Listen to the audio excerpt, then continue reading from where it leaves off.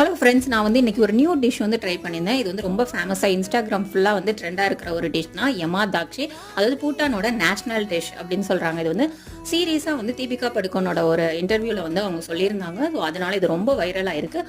So இதுக்கு வந்து தேவையான இன்க்ரீடியன்ஸ் வந்து அது 3 தான். சில்லி, கார்லிக், ஆனியன், அப்புறம் லிட்டில் பெப்பர். அவ்வளோதான். ஒரு பேனில் வந்து ஆயில் மிக்ஸ் பண்ணிக்கோங்க. அதோட நம்ம எடுத்து வச்சிருந்த இன்க்ரீடியன்ஸ், அதாவது சில்லி ஆட் பண்ணிக்கோங்க, கார்லிக் ஆட் பண்ணிக்கோங்க. அதுக்கப்புறம் அதுக்கு மேலே வந்து ஆனியன் ஆட் பண்ணிவிட்டு அதோட வந்து லைட்டாக வந்து லிட்டில் சால்ட் வந்து ஆட் பண்ணிவிட்டு அதோட லைட்டாக ஆயிலும் ஆட் பண்ணி கொஞ்சம் வாட்டர் ஆட் பண்ணி க்ளோஸ் பண்ணி வச்சுருங்க. நல்லா பாயில் ஆகட்டும். பாயில் ஆகி முடித்த உடனே வந்து பார்த்தீங்கன்னா சீஸ் வந்து ஆட் பண்ணுவோம். 2 சீஸ் வந்து நான் எடுத்து வச்சுருந்தேன். அதை வந்து நான் ஆட் பண்ணிக்கிட்டேன். ஆட் பண்ணிவிட்டு அதை வந்து க்ளோஸ் பண்ணி வச்சுட்டேன்.